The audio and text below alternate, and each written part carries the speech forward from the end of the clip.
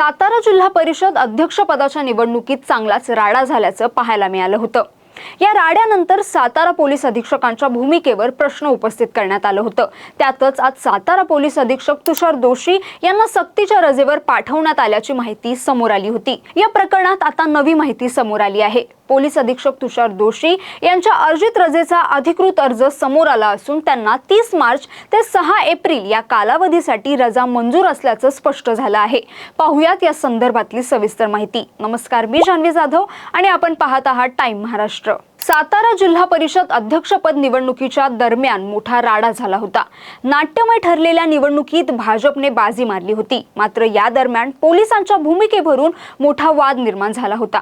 सातारा जिल्ह्याचे पालकमंत्री व शिवसेना शिंदे गटाचे नेते शंभूराज देसाई आणि राष्ट्रवादी काँग्रेस अजित पवार गटाचे नेते व मंत्री मकरंद पाटील यांना धक्काबुक्की झाल्याची घटना घडली होती। सातारा जिल्हा परिषद निवडणुकीतील हा गोंधळ चांगलाच गाजला होता आणि या राड्याचे पडसाद विधिमंडळातही उमटले होते।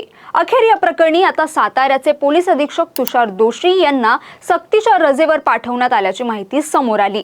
सातारा अध्यक्षपदाच्या निवडणुकीच्या दिवशी जे काही घडलं ते शंभूराज देसाई यांनी उपमुख्यमंत्री एकनाथ शिंदे यांच्या कानावर घालत यावर तातडीने पक्ष म्हणून महायुतीत हे पुन्हा होऊ नये यासाठी कठोर भूमिका घेण्यात यावी असं सांगितलं होतं। सभागृहात शिवसेनेने रणनीती ठरवत सातारा पोलीस अधीक्षकांना या सगळ्या गोंधळानंतर निलंबनाचे निर्देश उपसभापती नीलम गोरे यांनी सभागृहात दिले। मंत्री शंभूराज देसाई यांनी तुषार दोशी यांच्यावर सभागृहात गंभीर आरोप केले होते।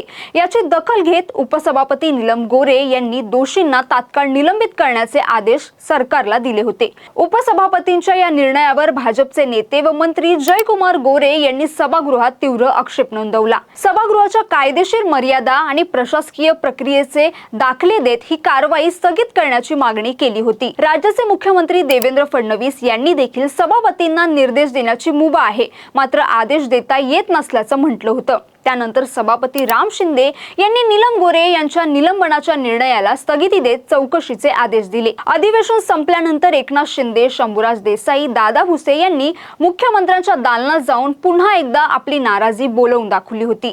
त्यावर नाराजी दूर करण्यासाठी मुख्यमंत्र्यांनी लोकप्रतिनिधींचा मान सन्मान ठेवला जाईल असा निर्णय 3 ते 4 दिवसात घेतला जाईल असं त्यांना सांगण्यात आलं होतं। शिंदे शिवसेनेची नाराजी मात्र अधिवेशनानंतर सुद्धा कायम राहिली आणि विरोधकांनी सुद्धा सत्ताधारी महायुतीतील नाराजी नाट्यावर बोलायला सुरुवात केली। हा वाद पुन्हा वाढू नये यासाठी मुख्यमंत्री आणि उपमुख्यमंत्र्यांमध्ये फोनवर चर्चा झाली, मात्र हा वाद शांत करण्यासाठी आणि आपल्या सत्ताधारी मित्र पक्षाची नाराजी दूर करण्यासाठी मुख्यमंत्री ज्यांच्याकडे गृह खातं आहे त्यांना यावर तातडीने निर्णय घेणं आवश्यक होतं, कारण सातारा जिल्हा परिषद निवडणुकीवरून शिंदे शिवसेनेची खतखत वारंवार बाहेर येत होती।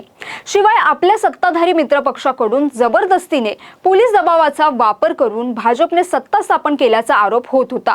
फक्त शिवसेनाच नाही तर दुसरा सत्ताधारी पक्ष असलेल्या राष्ट्रवादीकडून सुद्धा आरोप केले जात होते। या विरोधात मोर्चा काढण्याचे नियोजन सुद्धा करण्यात आलं होतं। त्यामुळे भाजप पक्षाची प्रतिमा मलिन झाली। या सगळ्याचा विचार करता पोलीस अधीक्षक तुषार दोशी यांना चौकशी होईपर्यंत सक्तीच्या रजेवर पाठवण्याचा निर्णय घेण्यात आला। अध्यक्ष उपाध्यक्षांच्या निवडीनंतर सभापती व इतर निवडीमध्ये महायुती म्हणून दोन्ही पक्षांची साथ मिळावी आणि पुन्हा गोंधळ होऊ नये यासाठी सुद्धा भाजपकडून ही खेळी केल्याचं बोललं जात आहे। मात्र आता समोर आलेल्या माहितीनुसार तुषार दोशी यांनी रजेसाठी आधीच अर्ज केला होता आणि 30 मार्च ते 6 एप्रिल या काळात त्यांची रजा मंजूर आहे। सध्या साताराचा अतिरिक्त कारभार हा अप्पर पोलीस अधीक्षक वैशाली कडूकर यांच्याकडे सोपवण्यात आला आहे। पाहायला गेलं तर तुषार दोशींची कारकीर्द ही नेहमीच वादग्रस्त राहिली आहे। फलटणमध्ये महिला डॉक्टर आत्महत्या प्रकरणी चारित्र्यहनन केल्याचा आरोप झाला होता। मृत महिलेचे चॅट चाकणकरांना जाहीर करण्यापासून अडवलं नाही असा आरोप त्यांच्यावर करण्यात आला होता। तुषार दोशी हे जालन्याचे पोलीस अधीक्षक असताना अंतरवली सराटीत मराठा आंदोलकांवर लाठीचार्ज करण्यात आला होता। मराठा आंदोलनातल्या लाठीचार्ज नंतर तुषार दोशी यांना सक्तीच्या रजेवर पाठवण्यात आलं होतं। जालना नंतर त्यांची सातारा जिल्ह्याचे पोलीस अधीक्षक म्हणून नियुक्ती करण्यात करण्यात आली होती। त्यानंतर आता ते सातारा जिल्हा परिषद अध्यक्ष निवडणुकीवेळी झालेल्या राड्या प्रकरणी चर्चेत आले आहेत। आता सातारा जिल्हा परिषद अध्यक्षपदाच्या निवडणुकीत झालेला राडा चांगलाच तुषार दोषींना महागात पडल्याचं दिसतंय। पुढे या प्रकरणात नेमकं काय वळण येतं आणि पुढे नेमकी कोणती माहिती समोर येते हे मात्र पाहणं गरजेचं असणार आहे। तर तुम्हाला या सगळ्या प्रकरणाबद्दल काय वाटतं? तुम्हाला हा व्हिडिओ कसा वाटला आम्हाला नक्की कमेंट करून कळवा आणि अशाच व्हिडिओसाठी टाइम महाराष्ट्रला फॉलो आणि चॅनलला सबस्क्राइब करायला विसरू नका। धन्यवाद।